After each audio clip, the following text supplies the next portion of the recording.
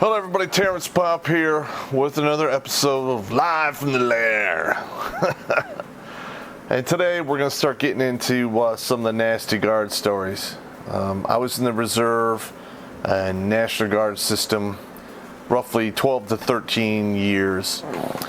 And, when I got moved over to the 425, in the beginning I didn't like it because there's a radical difference between the two worlds. In the Special Forces unit, we had basically unlimited funding, and then you went to the Nasty Guard where you're working on a shoestring budget. Apparently, there was some kind of drug deal that was done between the Army Reserve, the National Guard back in the 90s to remove all of the combat units from the Army Reserve and move them over to the Nasty Guard. And then X amount of money was going to be sent to each state to train the combat units, and that money didn't go to the soldiers at all because we were working with absolute fucking horseshit. But the 425, those guys were absolutely amazing. I mean, they could do anything with virtually nothing at all. Like for instance, they had the commo section. There was a commo section. There was a parachute rigger section. You had supply. We even had, a computer section later on, not in the beginning. And all of that stuff was run by NCOs within the unit that took it upon themselves to unfuck a lot of things. And some of them were older people that were, worn out, and they still wanted to remain, on jump status, which God bless them, we needed them. But our main radio system that we would use, I believe it was a 106, it was an AM set, and had these big clunky batteries that would go dead like that. Most of the time when we go on missions, each guy in the team would carry two, and we had special harnesses made up. You carried them under your armpits to keep them warm so they wouldn't go dead in the cold. And they would fix those radios by hand. And we're talking tear it down to the circuit boards, soldering iron, testing all the circuits, cutting out the bad ones, replacing them, resoldering them in, put it back together, and then make it fucking work. And it worked pretty much like a charm. Because those radio sets were so old that if we turned them in for maintenance, they would just never give them back. And then they would never send us the modern shit to use. In fact, we didn't even touch the modern Army equipment until 9/11. And by the time we went to Iraq, we only had one radio that was the one that was up to speed with what the military was using at the time, which is just, there's no excuse for that. But I'll get to that argument, that fight down the road. Right now, I'm just going through random stories. The parachute rigger section, those guys, they did get parachutes, but they would do these crazy wazoo drug deals between a couple of the other airborne units in other states, for parachutes and stuff. And I remember a couple times those guys would drive 2 or 3 states, go make a drug deal, come back with some newer reserve parachutes or some of the newer T10s, and I believe we did have the crash, the steerable parachutes, the older ones, but those are pretty cool. Never run with the wind with those because you'll get creamed, but it is what it is. And those guys are great. And I would go in there, and those guys are always, as soon as duty hours were over, those guys were always drinking beer, always had hard liquor in their fridge. Always had the best food. Those motherfuckers. I remember, I'd go there after hours and have a few beers and eat a hamburger or a kielbasa sausage they would cook, and we would just shoot the shit. And I miss those guys. The supply guy, I'm still friends with him today. The guy was hilarious. Always had a new gun. In fact, even today he's still got all kinds of stuff. Always calls me when he's got new guns. And again, we would do these, crazy drug deals with other places to get the equipment we needed, and to do our missions and stuff. And a lot of times, like for me personally, I would buy my own shit, and give it out to my guys on a hand receipt level basis. So we're talking compasses, map carriers, additional canteens, stuff like that. We did have a good fair amount of that stuff, but it was old. It was out of date. It should have been turned in, and in fact, it was so old, most of it just fell off the books. We used it anyway. Again, we used everything to 100%. By the time we turned in anything, it had been broken beyond repair or worn into the ground and was useless anyway. Because that was the relationship with the Michigan National Guard. Those guys treated the 425 like the redheaded stepchildren that they were. Because those guys, they're all misfits and all had quirks. I mean, you don't stay on jump status for decades on end and not get crazy. Okay, that's just how it is. And occasionally we would go train in other states. Like we trained down in Puerto Rico. Yeah, that was cool. We did a mission down there. We went to Panama. We went, Indiana, Kentucky. I think there was a North Carolina Fort Bragg thing. I think we did that one like twice. It was a pretty good deal. We usually do that during the AT, where the 2 weeks in the summer, which was really 3 weeks for the 425, because you can't pack it into 14 days. You could pack it into 21 days barely, but not 14. And we would do like these 4-day drills. And in that 4-day drill, we would come in, we would do our, file inspections, pack up, take the weapons, pack everything up, be on the road by usually 7 o'clock on Friday. We'd be up at Grayling, by 10 o'clock, 11 o'clock. We'd be in bed in the barracks by midnight, and next morning 05 it would go on. And a lot of times we would fit a jump in there, so we'd wake up at 05. You brush your teeth, shave, go out to pre-jump, do all that horse shit, get rigged up, and be loading aircraft roughly by 9 o'clock. We'd be out the door, out of the aircraft by 11, have everyone picked up and moved back to the barracks, turn the chutes, and then we'd go on to do other things. And it was not uncommon for us to start on Friday, roughly 1 o'clock, go all the way to Sunday, 3, 4, 5, 6 o'clock, and you would get 2 to 4 hours of sleep on Friday, 2 to 4 hours of sleep on Saturday night, and then that's it. So you're going the whole 4-day weekend with maybe 8 hours of sleep, sometimes way less, sometimes 4, sometimes 2.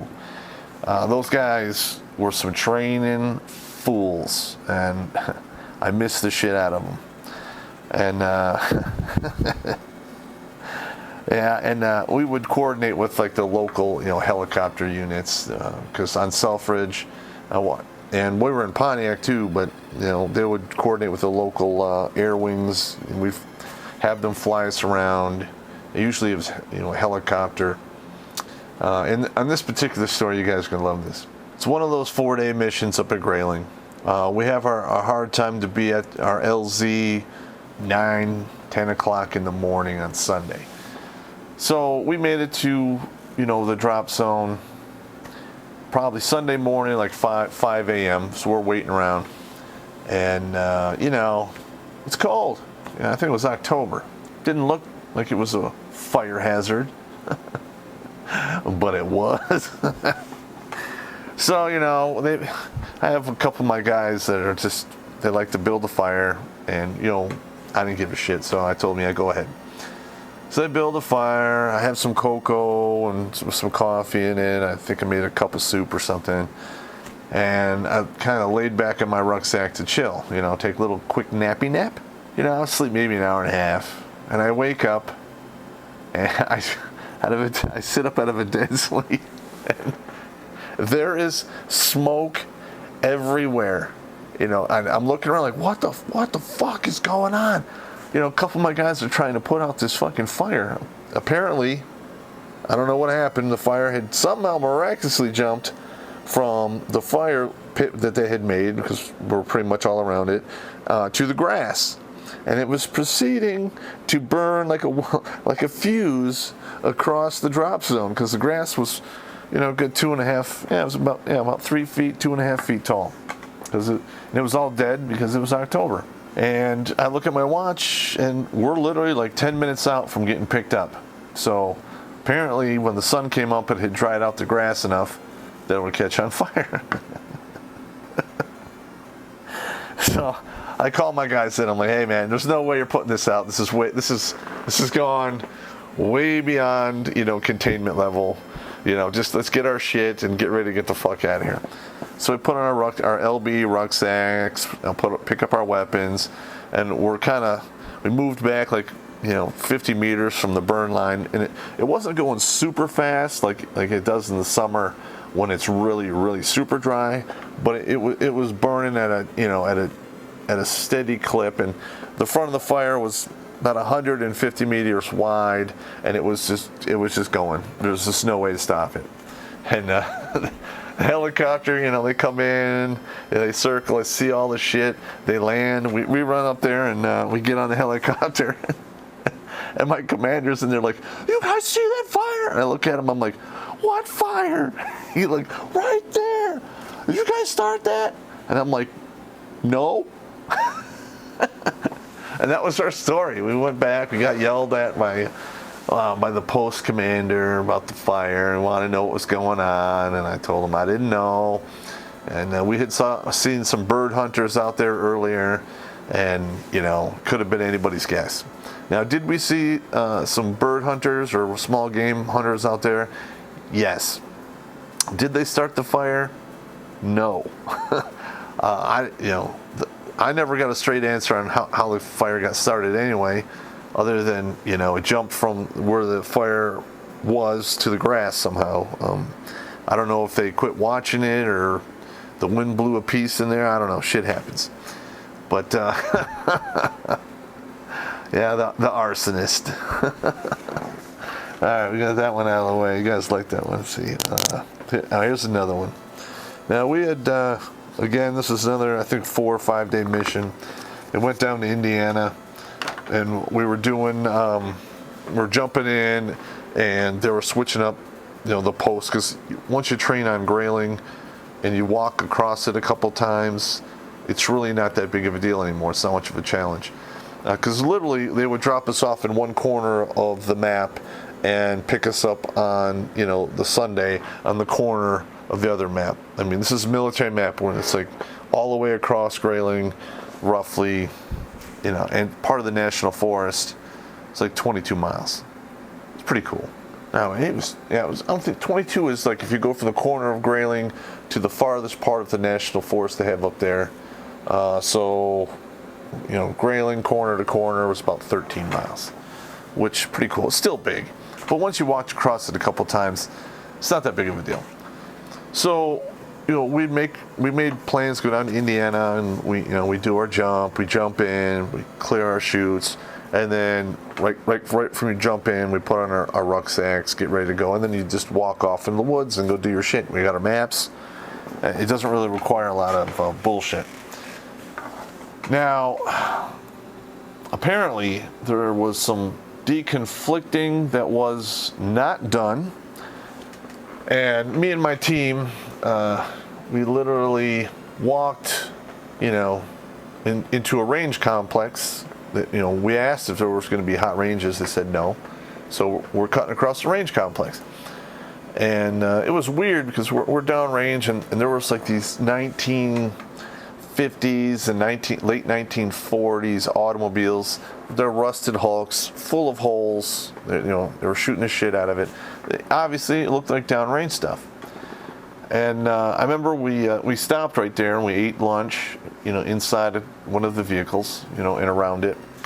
And we pulled a couple bullets, 30 caliber bullets out of the door of the automobile. And we're like, hey, that's pretty cool. So we're moving along. We noticed there's a tree on fire up near the top. And I'm like, what the fuck? Did I get hit by lightning?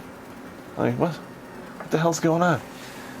And then we hear the snap of rounds as they come over the berm that was, to our right. So I'm like, holy shit! We, pull out the map. We're trying to fucking see what's going on, and we are in the medium machine gun range, and they're firing 240s or M60s, 400 to 600 meters off the firing line. Okay, so we're behind the berm, so we're good. I didn't scream or yell, or we picked up the radio. We called the HQ and said, hey, we are in the range fan on such and such range. What the fuck is going on? Because we were briefed that all the ranges would be cold, and they all just flip out. So what the fuck? What do you mean you're downrange? I'm like, you told me the range complex was cold, and I'm cutting across it. And they're like, holy fuck. And there was a big debacle. So basically, it was right around lunchtime. The guys in the fire line took a break. They're eating lunch, and we just DD-mowed off and out of the range complex. And we were continuing along, doing our mission. And the commander came out with first sergeant, and there was the skeleton crew that was running the TOC, and they were looking for us and 2 other teams that were doing the same thing. And I knew that as soon as they found me, I would wind up going back to the TOC and sitting around picking my ass for the rest of the fucking weekend. So we hid, and we finished our mission and got picked up. We got yelled at the end, which pretty much everything ended with me getting yelled at. But if you're not getting yelled at, you're not doing your goddamn job. So that's the way it was. Nobody got killed. Nobody got hurt. Was there a little bit of a pucker factor? It wasn't too bad. Because we had 15 feet worth of sand and dirt behind us, and we watched the tracers go over the top. And it's weird because the tracers, when they're at range, beyond 600 meters, they start to lose a little bit of their ass, and we're watching them go into the trees and just go bing, bing, bing, bing, bing, bing, bing, bounce around, and burn out. All right, well, that's 2 stories down, and let's see, that ought to do it. All right, I'll talk to you guys later.